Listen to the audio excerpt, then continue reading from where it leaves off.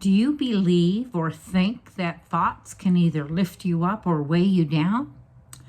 Well, Stanford Research Institute out of Berkeley did a study, I don't remember the year, but around the 70s and 80s, a lot of studies, there may have been a lot earlier too, but Stanford was doing research on all kinds of esoteric and metaphysical things that, things you can't see that are having an effect or an influence on the human. And so in this particular research that they did, this study, they took a group of marketing executives. Now I can't remember the number, it may have been 24 or 30 or something, but it was a group from Manhattan Island in New York. So if you can imagine, those are high-powered people who are handling accounts of our food industry, the clothing, pharmaceuticals, and every aspect of our lives is being influenced by marketing, right? So they took this group, split them into a control group, the one who was not going to get the special treatment, and the group that was going to be handled a little bit differently than they would normally take a marketing executive. So everybody got weighed to begin with. That's how they started, with a weight. And then they took the one group that was the control group into a classroom type setting and had, they had a speaker, they had maybe a video, they had a handout of all the recent marketing research on trends and, what was working and what wasn't and what people were interested in. And so that's what they dealt with for the next 3 or so hours. And in the study group, they took those folks and offered up a little meditation, a little, clearing of your mind, that whatever cares and thoughts that you had to take care of during the day needed to be just set aside for a while. Put them behind you or set them someplace that you can pick them up later, or that they're outside the classroom waiting for you, whatever it is. And then they took their hands like this. This was the culminating tool, right?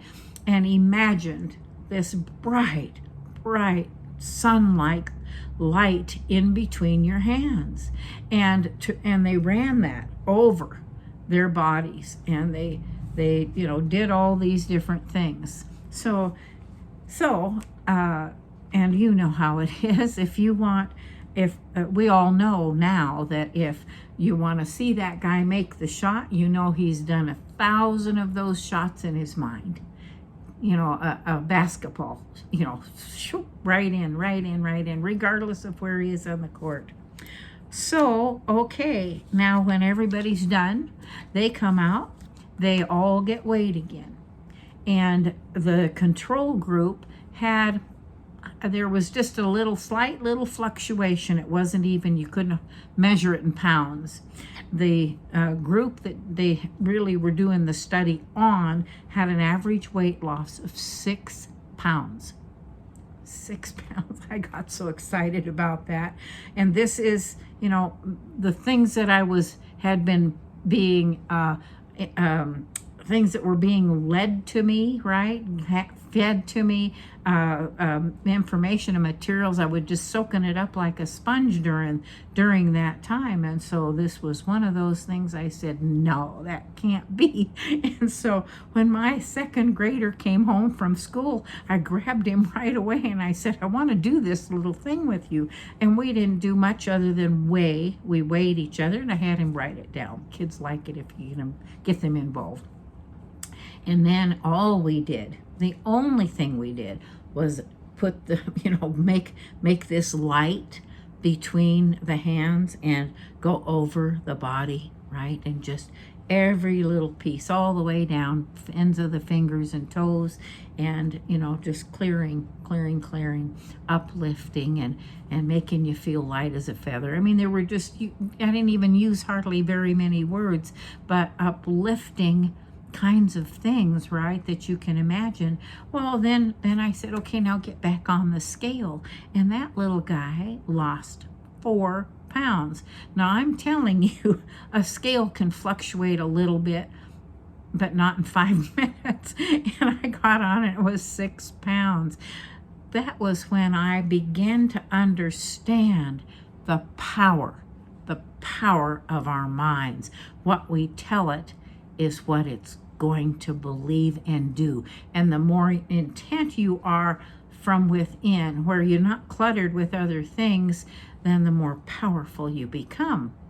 So I'm bringing this now to 19, that was, let's see, that was 1980s, and I can't remember, he was 76, so it must have been about 84 or 85.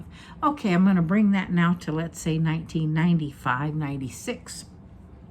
And my friend Marianne that I had been living with, they had found a little tumor in her neck, and she had gone in so that they could get more detailed information about it.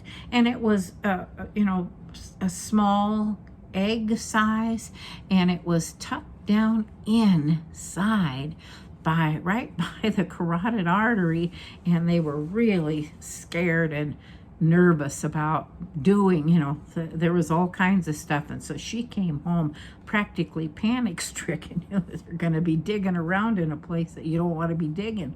And I said, well, let's get rid of it. And she looked at me and she said, do you think we can? I said, I think you can, so let's do this. And everybody does something like this. When you want to soothe the child, you don't raise your voice and be all excited because they're already excited. Use your voice to calm. So I'd been doing that for a long time, didn't really think too much of it, but in terms of putting any weight on it. But so I just used my most calm voice, got her into a relaxed state, had her imagine opening up a closet door and trying to empty out a few things, just, taking them out and setting them aside until she could see that there was something that didn't belong in there. And so she just took it out. And I had her put it in a box, a container of, she loves seashells. And so she always was decorating stuff with seashells and jewels and glittery fake, stuff. So anyhow, she put it in one of her great little boxes, and we went out to the beach and buried it at a time when the tide was out, and she could get rid of it. And it was only 3 or 4 days later that they had scheduled a surgery for her because they were concerned about where it was, about the growth of it, and the surgeon would be available.